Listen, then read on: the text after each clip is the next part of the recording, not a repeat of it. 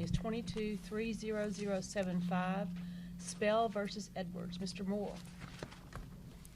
Thank you, Madam Chief. We're excited to be here too, even though I'm from Alabama, and next week I know what's going to happen. Unfortunately for us, maybe, but my wife's a big Texas A&M fan. She wanted to be here next week. I'm very thankful for the opportunity to be here before you and to speak about this case, which has infinite importance, not only to my client, but to our country as well. Together with my co-counsel, Mr. Jeffrey Wittenbrink, we're privileged to represent Pastor Tony Spell, the pastor of the Life Tabernacle Church. He is truly a man of courage and conviction for his faith. He's been arrested. He's been charged with numerous violations of orders of the governor of Louisiana, charged with a felony, threatened with contempt on numerous occasions, even confined to his home with ankle bracelets. And yet he spoke at his church with those ankle bracelets going off all the time. He's been mocked, ridiculed, embarrassed simply because he stood for his duty to preach the gospel. We contend that the defendants in this case have not only exceeded their discretionary authority, but have violated clearly established constitutional rights, both of the United States Constitution as well as the laws and the Constitution of the state of Louisiana. And we're not alone in this belief. On October 23rd, 2020, just 5 months after we filed this case, the Louisiana House of Representatives tried to stop the governor of Louisiana from his abuse of power. I will turn to the section in Louisiana Homeland Security. Just a second, Mr. Ward. The mics are too hot, and so it's making this ringing sound. So I'm sorry. I apologize, sir. Yes, ma'am. Can I ask a quick question, since I did interrupt you already now? Yeah. Do you have cases under the statute in Louisiana? I mean, do you have claims under the Louisiana statute, or are you only bringing straight up Constitution claims? We're bringing both the state, You are bringing the United States Constitution and the state of Louisiana's basically mimic those rights. And it goes toward under the Louisiana statute. in the Louisiana statute. Yes, ma'am. Okay, thank That's you. the Louisiana Homeland Security and Emergency Assistance and Disaster Act, 29 revised statute 29724. No, I'm asking about the religious liberties statute of Yes, ma'am. Louisiana, Yes, not ma'am. We not have the that, emergency statute. Yes, ma'am. It says basically in section 736, nothing in this chapter shall be interpreted to diminish the rights guaranteed to all persons under the Declaration of Rights and the Bill of Rights of the United States Constitution. And then there's a separate statute for religious liberty. I had a question about your constitutional claims. Yes, ma'am. If I'm wrong, tell me. In reading your brief, it seemed to me you're taking a fairly categorical approach, that there's no restriction on the ability to congregate and worship that's permissible. Right. You're not saying if they dial back the order saying every 6 feet or as many as your church can accommodate as long as you can socially distance. You're saying there's no medium in there. It's all, they cannot regulate at all. It's a wall of separation between church and state, and basically comes out of Everson versus Board of Education on February 10th, 1947. And I'll get to that. The Supreme Court's decisions, the 3 that you cite multiple times, seem to recognize there is some leeway for a state to regulate in a pandemic. Do you agree with that or not? Not on size of church, no, ma'am.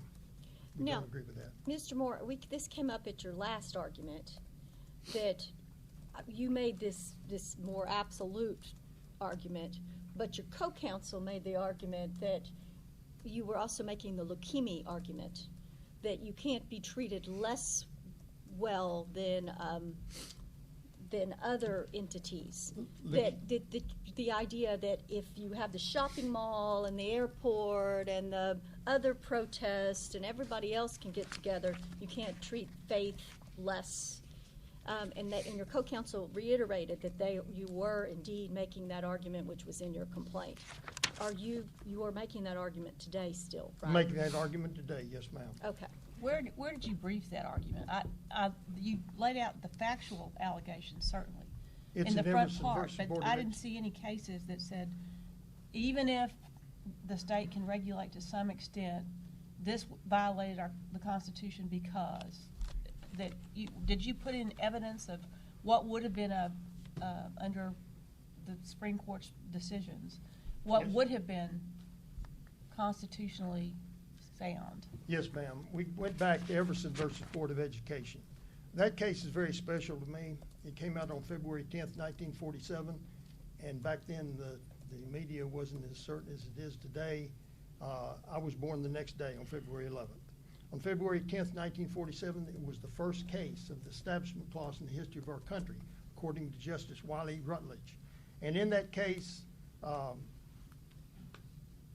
Hugo Black from Alabama said, in the words of Jefferson, the clause against establishment religion was intended to erect a wall of separation between church and state. He went on to say that wall must be kept high and impregnable. We could not approve the slightest breach. Now, what's odd about that case is that Justice Wiley Rutledge, who wrote the dissent, was even stronger than he was. He said, this forces us to determine squarely for the first time what was an establishment of religion in the First Amendment conception. And he said this. He said that Madison, who wrote the memorial remonstrance, which was attached to that opinion, Everson versus Board of Education, said, was certain in his own mind that under the Constitution there is not a shadow of right in the general government to intermeddle with religion, and that this subject is for the honor of America perfectly free and unshackled. The government has no jurisdiction on it.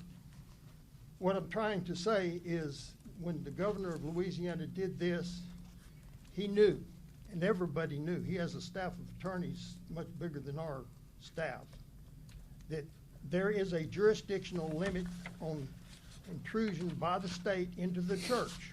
And even the state of Louisiana, which tried to restrict his powers, they tried to end his emergency powers, and they, under the statute, said the legislature, by petition signed by a majority of the surviving members of either house, may terminate a state of disaster, and may establish a period during which no other declaration of emergency may be issued, and thereupon the governor shall issue the executive order or proclamation ending the state of disaster or emergency. Instead of doing that, Governor Edwards sued the legislature of his own state, the ones that gave him this power, and said that they had violated the Constitution. In less than 3 weeks, the Federal District Court of Louisiana dismissed our case. On June 10th, however, some 7 months later, both houses of the Louisiana legislature issued a concurrent resolution citing a recent United States Supreme Court case of Roman Catholic Diocese of Brooklyn versus Cuomo. In our appellate brief, we brought out one of the legislators who had served from 1973, I believe it was, to 2000, who wrote the Declaration of Rights and wrote the limitations on the governor's powers. And he said that was their position across the board. On July 6th, this honorable court, and I know Judge Elrod was on that court, reversed and remanded this case to the district court. Approximately 6 months later, the district court again dismissed with prejudice our case. Finally, on May 13th. If we disagree with you that it's just not like a cut-through argument that the state had some authority to regulate, did you ask for an opportunity to amend your petition to allege the facts that would say this regulation went too far? If it had been something less than that, it would have been constitutional, but... No, ma'am, I don't believe that was the reason for amending the complaint. We've never backed off the strict argument that separation of church and state means there's no jurisdictional position that the state can take to where they can restrict church assembly. But In 1929, I believe it was, or 1849, I'm sorry, they had a cholera epidemic in this country. The president was Zachary Taylor. Zachary Taylor urged people to come from their secular works and gather in churches to pray to God. Their belief, their faith was so much stronger then that they had no problem. They didn't restrict churches then and had high death rates. But Mr. Moore,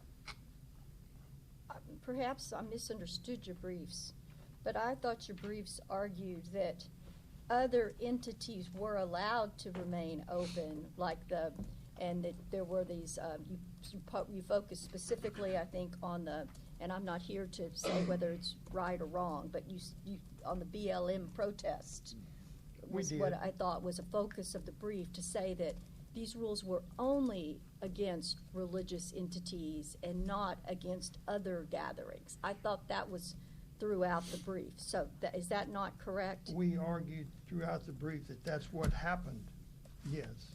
And But that's what not, makes it wrong No. under leukemia. That's what makes it wrong under Everson. Well, I Under asked you leukemia. this before, and I'm going to ask you Yeah. this again. Yeah. If you can win under leukemia and you can't win under Everson, are you going to pass on a win? And I'm not foreshadowing. I'm just asking, what is you are the master of your case here today, sir. If the case law is not such that there is this impregnable barrier between church and state, such that there can be no regulation among all kinds of entities, but the law is instead that you can't treat religious entities different than other entities. If that is the law in the United States, are you saying that you don't wish to argue that theory, even if you could prevail on it? Because I thought last time you said you did wish to, your co-counsel said you did. And so but today I'm very confused. Well, don't be confused, madam. I appreciate the question. We can't win on any other argument. It's a loss because it violates the United States Constitution, the first Establishment Clause case in their history. It's never been backed off of. They've never had anyone even presented to the case. In fact, Justice Thomas said our Establishment Clause jurisprudence is in shambles. He said it's confusing. And he said that in Utah versus American Atheist case in 2011. Our case stands for the proposition of what the first Supreme Court that addressed this problem said. It says no, and I'll like to read that very quickly if I could. Said, this is Justice Hugo Black, and he said, the establishment of religion of the First Amendment means at least this: neither a state nor federal government can set up a church. Neither can force nor influence a person to go to or remain away from church against his will. No person can be punished for entertaining or professing religious beliefs or disbeliefs for church attendance or non-attendance. That's pretty direct in this case. We submit that if we argue any other position, I've pointed out in our briefs, yes, that they have treated us differently. But the basis of our argument is that there is no jurisdiction to limit a church attendance. Not under, in fact, I think Justice Alito, or one of the justices, said that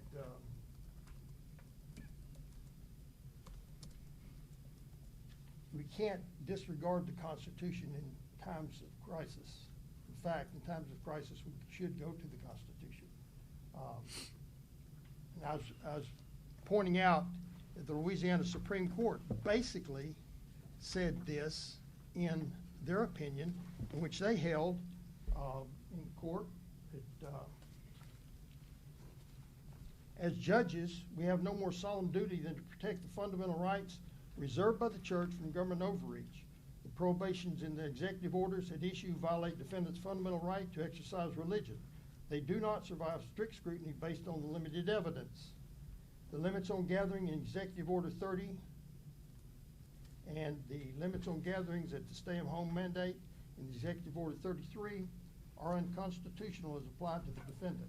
Mr. Moore, are you only seeking damages here today, or are you relitigating the permanent injunction issue? No, ma'am, we're not relitigating we're not. Are you trying to get a permanent injunction today, or are you only No. trying to get damages? We're recognizing that if this was the conclusion of the case, we would seek a permanent injunction. Yes, ma'am. We're not asking for damages. At this time, we ask them for the complaint. This is merely trying to overcome motion dismissed by the federal district judge. We haven't had a chance to even question the governor or question anybody. So in this what case. is left? What is it that you seek from us here today? I seek a ruling overturning the motion dismiss and in the district court. So are you seeking damages or not? Yes, ma'am, we are. Okay, I just seeking want to that. make sure. Are you seeking injunctive relief, permanent injunction? We will seek permanent injunctive relief at the end of the case, yes. We're not thinking temporary injunctive relief. It's already been litigated. The Supreme Court of Louisiana is quite clear, and I'm simply saying, it seems like Counsel, everybody. you've saved time for rebuttal. Your time has expired. Oh, Thank you. yes, ma'am, thank you.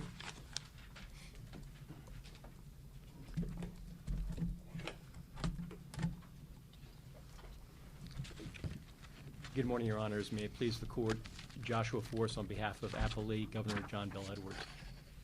Louisiana has entrusted its governor with leading the state's efforts to respond to a public health emergency and to protecting its citizens in the face of a global pandemic such as COVID-19. And that's exactly what Governor Edwards has done since the onset of the coronavirus pandemic in our state.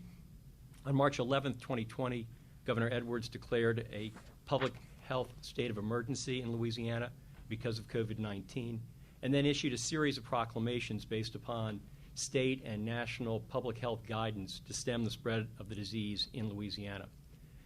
The very last of the challenge proclamations that is at issue in this appeal expired on June 5th, 2020, less than 4 months after the governor declared his public health state of emergency, and it coincided with Louisiana moving from phase 1 of reopening into phase 2 of reopening.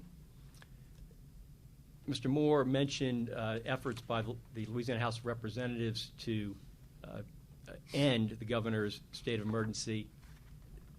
Those efforts are irrelevant to the appeal today. The Louisiana House of Representatives issued its petition in October 2020, about 5 months or 4 months after the last of the proclamations that is before this court expired. And as the court may be aware, the district court in Louisiana declared that effort unconstitutional, and ultimately on appeal, the petition, the ruling was vacated as moot because the petition had expired. So that is not an issue before the court today. As the panel recognized, originally there were 2 claims brought against the governor, one for injunctive relief and one for damages. I'm not entirely sure whether the appellants are still seeking injunctive relief or not, but that issue's been waived in this appeal. Nowhere in the briefing that's been presented to this court have the appellants argued that the district court erred in dismissing with prejudice the claim for injunctive relief. It's not one of the 2 issues that was presented to this court, and it was not included in the briefing, and as this court has held on numerous occasions, when a party doesn't brief issues on the appeal, they are waived. So do you see that the only thing that remains at this point is our claims for damages? Correct. That's right. Judge Jackson assumed a constitutional violation under the standards set forth in RCD and South Bay 2 and Tandon. But those cases merely apply the rule that public health regulations cannot treat religious activity more harshly than secular activity. Hasn't that rule actually been clearly established since Leukemia Babalu? The rule that the state may limit constitutional rights, including the free exercise of religion, if the state satisfies the applicable constitutional standard, has been established since Smith and then later on in Leukemia. But that's not the claim that the appellants are making in this case. Well, if they say the BLM protesters could be not socially distanced, and I'm not factually talking about any, I'm just reading what's directly in the brief. If they say BLM can do it, but church can't, that seems to me to be directly a leukemia, the kind of case that we have under Texas law that says if you can gut a deer on your driveway, then you can't say that the religious people can't have the chickens sacrificed. You know, that sort of thing. We have that case law that in this circuit. So it's the same idea that you can't treat religious people differently than other secular purposes. Your Honor, if I may make 2 points, one briefly and one more specifically to the argument that you've referenced. First, the district court decided that even if the appellants had stated a constitutional claim, which Judge Jackson assumed for the purposes of his ruling, that the governor was entitled to qualified immunity, and that there was no clearly established right at the time the governor issued his proclamations for an entire congregation to meet in person in a church building, especially during a pandemic. And as you heard in counsel's argument, that's the right that they're seeking to protect in this case. But assuming they are indeed, as they said at the last argument, and we have the transcript from the last, we all have that, Yeah, that they are trying to make the leukemia argument, can you respond to it? Right. It wouldn't matter for qualified immunity, but even Would with- it? Because if it was clearly established as of leukemia, then why wouldn't it be clearly established? The timing, we're dealing with when did we know that you can't treat religious different in this context? So let me address the factual point that you made with respect to the Black Lives Matters protest. The argument has never been that the governor's proclamations didn't extend to those protests. That's not the argument that the appellants have made. Excuse me. It's not the point that Judge Ho made in his dissenting opinion in the first appeal in this case. The argument was that the governor didn't apply the standards the same way to the protesters as he applied it to the churches. I think that argument is a straw man argument. It doesn't address the qualified immunity issue at all, and it doesn't establish the constitutionality of the rules with respect to the churches at the time. First of all, the protests were outside. They were not inside, and that's what this case is about. This case is about whether or not the governor could legally limit gatherings inside of large groups of people. What about shopping malls, which were also allowed to remain open? Well, again, at the time that the governor issued the proclamations, the governing precedent allowed for him to make that distinction. And what case is that? I'm confused Yes. by what you're. Yeah, Your Honor. We included in our brief a timeline I'm of looking at it. the proclamations and also the relevant case law, and I've provided to the court and also to opposing counsel just a bigger version of that so it's a little bit easier to read. The precedent that allowed for restrictions on gatherings, including religious gatherings, if those gatherings could cause public harm, goes back to 1905 in the Jacobson case. And then in 1944 in Prince, the Supreme Court reiterated that at the time of a public health emergency, that the state may limit constitutional rights. So why would, if it's about public health, then why would airports and shopping malls be treated differently than under the plain language of the EO? Because they involve different kinds of gatherings. Shopping malls Yes. are more important than. It's not. It causes less of a public health crisis to be shopping Yes. than it does to be praying. It's not a question of whether you're asking how much something costs or praying. The question is whether or not you're in a large inside gathering in close proximity where the whole purpose of being in that area is to speak, sing, listen to somebody else speaking. What about the food court at the mall? Excuse me? Isn't the food court of the mall at least as dangerous as the worship center? Assuming your mall has a food court, but most malls have a food court. Certainly the appellants have not put on any evidence in the record to prove that is less dangerous. And the public health authorities on whom the governor relied, both the state level and the national level. So let's pause for a second on that. So obviously we're at a motion to dismiss stage, so they haven't put on any evidence at all. That's clearly not relevant. You would agree, though, I would think, that it's not their burden, it's your burden, given the strict scrutiny associated with discrimination against a religious institution, to come forward with a compelling justification for treating a church differently than a food court.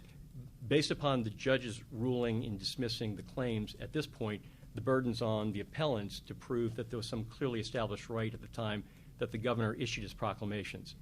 If we're looking at satisfying the constitutional standard of scrutiny, then for that, the burden would be on the governor. And they've come forward with 70 years of Supreme Court precedent that says you're not allowed to treat a church differently. Mr. Moore says you're not allowed to regulate the church at all, but even if whatever whether we apply Everson or Lukumi or RCD or Tandon or any of these cases, they all say, I think, unless you can point me to one that says something different, if you are going to treat a church differently than a food court, you have to have a compelling justification for doing it. Well, again, that directly refutes the argument that appellants are making, because appellants' argument is not that these standards were too strict or that these standards treated churches differently. Their argument is you can't regulate them at all. So it's one of two things. Either you can't regulate them at all, or if you can regulate them, you have to have a compelling justification. Right. But either way, I don't see what the justification you're offering would be for treating a church differently than a food court. The cases that you've mentioned, starting from Jacobson going all the way to Tandon, allow states to regulate churches and others during a time of a public health crisis, which I think the Supreme Court has recognized existed and exists during COVID, and that the kinds of proclamations the governor issued are intended to promote that compelling state interest. Over that time, from 1905 to 2021, the standard of scrutiny has changed. And there have been prior determinations in this case that the governor's actions were reasonable and therefore satisfied the then existing constitutional standard. Let me ask this question. court. Go ahead. I'm sorry. This court itself, in Abbott, in April 2020, right in the midst of the challenge proclamations, made it very clear that the governing standard was Jacobson. This court said that was good law, and that under Jacobson, that a state could regulate all constitutional rights in the time of a public health emergency. But the court is kind of, I was on that panel. I understand, Your Honor. Mea culpa, perhaps. The court has walked us back on that. The Supreme Court has said maybe we were a little bit too reliant on Jacobson. We do our best to try to make decisions. So hasn't the court said, no, Fifth Circuit, you were a little bit too reliant on Jacobson, perhaps? I don't know. The Supreme Court not directly, but in its other statements. Exactly. I don't think the court has addressed this court directly, but I don't disagree with you that the standard of constitutional scrutiny has changed, not just since 1905, but since 2020. But wasn't it reminding us that maybe Fifth Circuit, you got a little too out on the Jacobson, and really we're still in the that what really is our protection of religious, they're telling us in the RCD and all that we're a little too out over our skis, and we needed to go back to what the Supreme Court had already said. But it's not clear to me that that's the issue before this court. What Judge Jackson held, and I think that this is the proper standard, was that in judging the governor and his actions, we don't look at that in 2021 or 2022. We look at what the law was at the time he issued the proclamations. And the last of these proclamations ended on June 5th, 2020. And at that time, the Supreme Court had not decided Roman Catholic, had not decided South Bay II, and had not decided Tandon. Which is why my questions originally drew us back to leukemia, because that's the relevant standard. But and it was pre-existing 2020 and 2021, but not so far back. So we've got it's not Everson, it's not Jacobson, but isn't that the right time period? I don't think so, because leukemia recognized that if a state could satisfy the constitutional standard, that it could limit religious rights. And if that law were neutral and generally applicable and only incidentally burdened religious rights, then it was constitutional. But this was not neutral and generally applicable because of the food court. Isn't that the problem with this on a motion to dismiss? I don't think so, because in South Bay I, which was issued, or it was decided on May 29th, 2020, so about a week before the last of the proclamations expired, in his concurring opinion, Chief Justice Roberts set up a different frame of comparable activities. Under South Bay 1, the food courts and grocery stores were not considered comparable to churches. That's not binding on, I mean, What? that was just his one-off. I mean, respectfully to the Chief Justice, that's not part of the precedent, is it? That's just a concurrence. Well, It's part of it. That's correct. But again, from a qualified immunity standpoint, that was consistent with the prior law. That was consistent with Abbott. That was consistent with Prince. That was consistent with Jacobson. You had a continuous line of precedent running from 1905 through November 25th, 2020, when the Supreme Court decided Roman Catholic, that said that when states acted the way that Governor Edwards acted, they acted reasonably in responding to the pandemic. And as a result of that, Judge Jackson held that the governor had qualified immunity. And the appellants have not cited a single case that clearly established a right by June 5th, 2020, to be free from any regulation of church gatherings, or in particular to be free of these limitations on church gatherings. But by the time what evidence in the record did anybody put in on the difference between a church and a food court in a mall or other places in a mall? Your Honor, no. As Judge Oldham recognized, this was decided on a motion to dismiss, so there was no Or evidence introduced allegations in the record. But there are allegations in the complaint, and then in the motion we put in articles that demonstrated that it was the consensus of public health officials at the time that indoor large public gatherings posed the greatest risk of spreading the disease, and that applied more to a church or a movie theater or a lecture hall when people are sitting, as they are today, shoulder to shoulder. We are much closer than we would be if we were in New Orleans, and we were speaking without masks, and it was that kind of gathering that the public health officials told Governor Edwards and governors all across this country posed the greatest risk. This is not necessarily an unfriendly question, but does the governor even have the authority to enforce the order such that he could be liable for qualified immunity anyway? And did you argue that one way or the other? It reminds me of the Texas litigation about who the person is who has the authority. We argue, Abbott addressed that. I think it was in Abbott 6. We argued that early on, that the governor was not the enforcement official, and therefore there was no claim against the governor. There since has been a lawsuit filed in state court that was removed to federal court. We've not made all the same 11th Amendment type arguments in on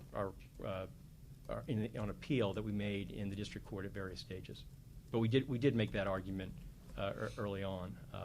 And there's no specific state law that has been cited to you either in the briefing or in any of the pleadings that establishes a cause of action under state law for damages against the governor in his individual capacity. And as we pointed out, he would be immune from that both under the federal doctrine of qualified immunity, under the state doctrine of state official immunity, as well as under the individual acts pursuant to which he acted, both of which provide for immunity from harm to person or property. Thank you, Mr. Force. Your time has expired. Thank you. Ms. Johnson?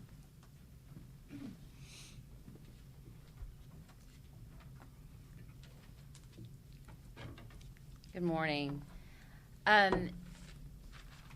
Appellants have abandoned their claims against Sheriff Gautreaux.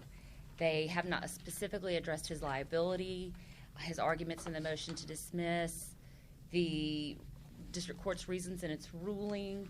They applied it generally to appellees, but they focused specifically on the actions of the governor.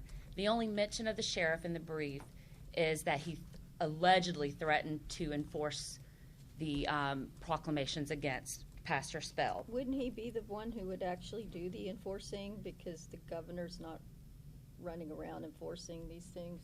According to the allegations, it would be the governor or the chief in central Louisiana where the church is located. And there have been no allegations that the sheriff ever acted to enforce them. In fact, even after this alleged threat in March of 2020, which the sheriff denies, Pastor Spell continued holding numerous church services. This didn't stop him, and there was no allegation and no evidence that the sheriff ever did anything to enforce them. So the sheriff never took any action. This is not the person that was doing the arresting? No, the chief issued some misdemeanor summons to Pastor Spell. That's coming. That's coming. But no, the sheriff, and there's no allegation and there's no evidence that the sheriff ever did anything to enforce them. So, as we've argued. But if he did threaten them, why wouldn't that be enough? He has authority, he's a sheriff. Well, as the district court said in its rulings, is there was never any real or imminent threat because he continued conducting these services.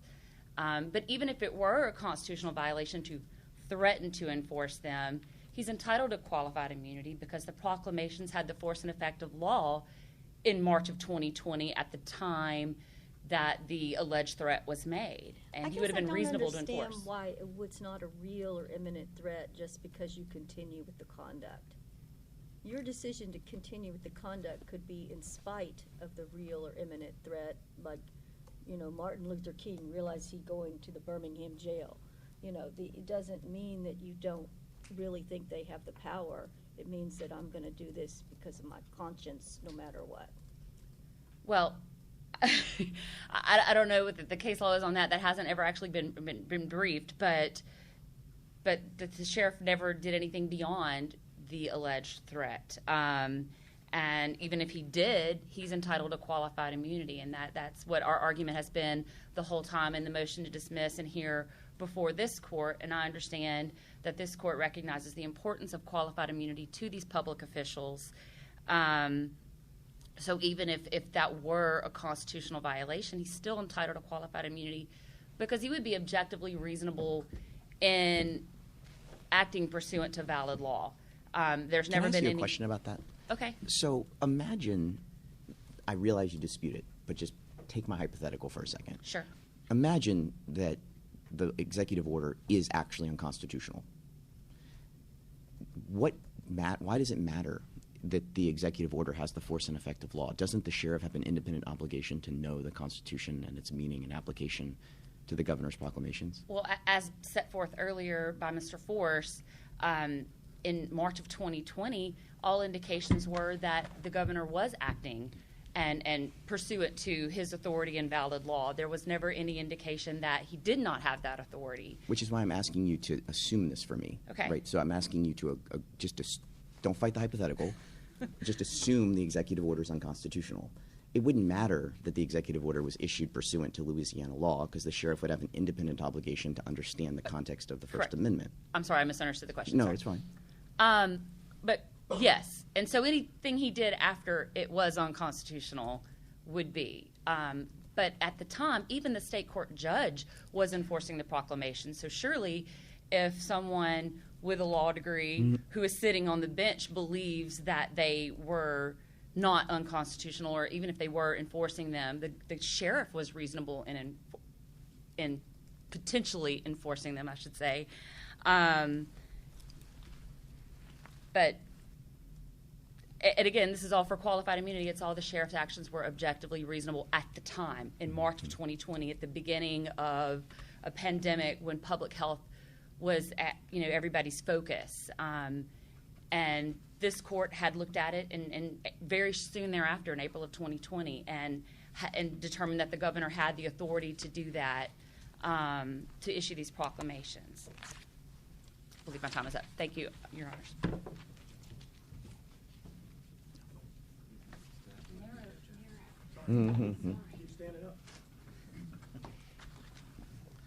Good morning, Your Honor. Scott Thomas here on behalf of Chief Roger Corcoran. I, too, have obviously argued in my brief that the claims against the chief are abandoned for all the reasons that Ms. Johnson has said. They did not address his liability, the arguments made in the motion to dismiss, or the allegations, the district court's rulings in the motion to dismiss. As to some of the things that you were saying, yes, we're the ones. We're the ones who issued went with the 6 misdemeanor summonses and passed them off. At the time that was done, there was no clearly established law that said that he shouldn't do it. In fact, police are charged to enforce laws until and unless they have been declared unconstitutional. That hadn't happened in this situation. I would argue that the fact that we're standing here today still tells you that we don't know what the real rule of law was in March, April, May of 2020 as to the enforcement of these proclamations. My chief, sitting in the city of Central, knows that Pastor Spell is conducting church services, and they're in violation, as he reads it, of the orders of the governor. Counsel, I'm sorry to interrupt because I know your time is limited. Yes. But I just want to make sure I understand this. Do you agree that all three of the defendants, the qualified immunity claims, rise and fall together?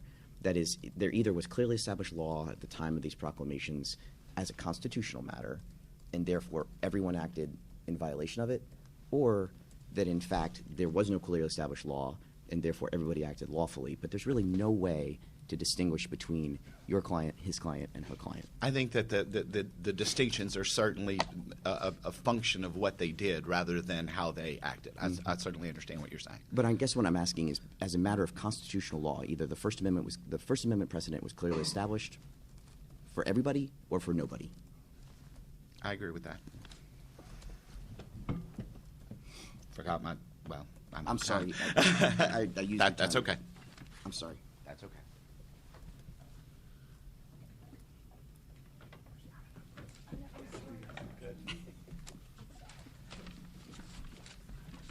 Mr. Wittenbrink? Yes.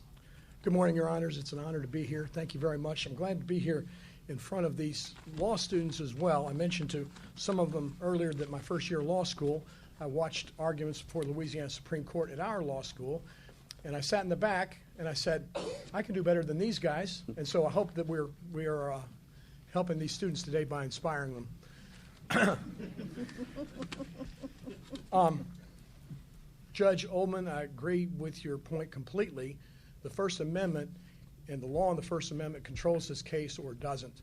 And the Louisiana Supreme Court clearly believed, and we appended that to our brief, the Louisiana Supreme Court clearly believes that this was not a valid and neutral law and that the constitutional rights of Pastor Spell were violated. And I would suggest to Your Honors that while it may not be binding on the court, it's certainly very instructive. With regard to Judge Elrod, your point about leukemia, we're not giving up our argument that there's really not jurisdiction over assembly. But Your Honors must understand it's really difficult to get to court on a pure violation without having something else having happened. And so these other things having happened, we're bringing all this before the court. I'm not sure I understood that. Okay.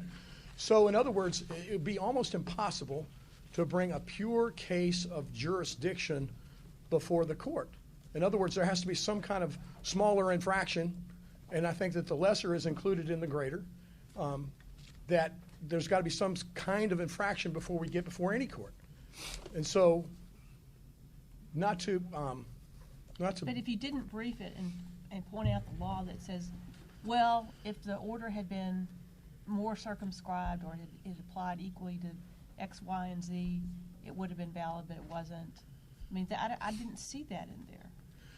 I mean, I saw the facts about the Black Lives Matter and all of that, but I didn't see any law that said, argument that, you know, if we're wrong about the total cut-through argument, we're right at least about this. Well, I would suggest to Your Honors that this has been up here before. We've presumed several arguments that have been before this court. You can't presume things in your briefing. You've got to. This is this case, and you've got to brief it. So, is it in your brief? Well, I believe it's at least in the reply brief that we address some of those issues. Is it in your opening brief? I'm not certain that it's in the opening brief. It's certainly also brought up in the appended materials that we sent to the court after the Louisiana Supreme Court ruled as well. And of course, that was part of the basis of their ruling. At any rate, we believe that Your Honors are correct on that point.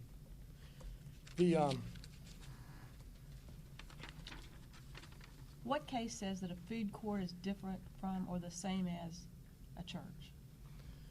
So I believe that that was going to be in the food court case would have been part of the arguments brought up by Justice Gorsuch, I think in one of his concurrences, or in South Bay 2, or in Roman Catholic Diocese.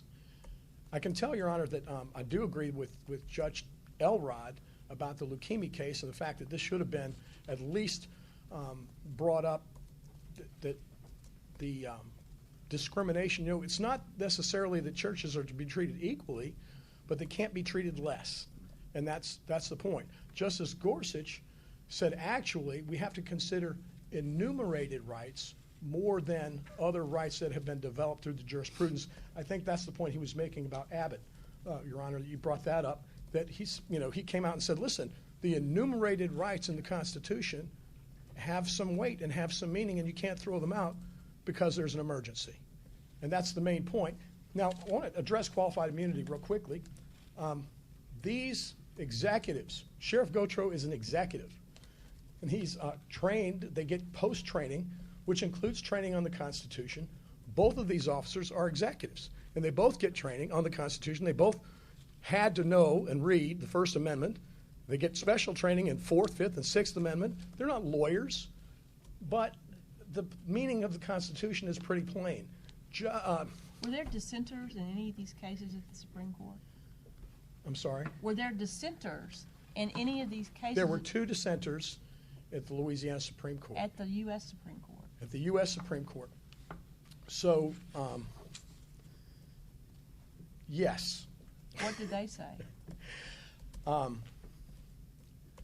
Judge, I can't put together all the dissents right that's now. all right. I don't know. I only had 5 minutes. I could address more of their points, but thank you very much. Thank you.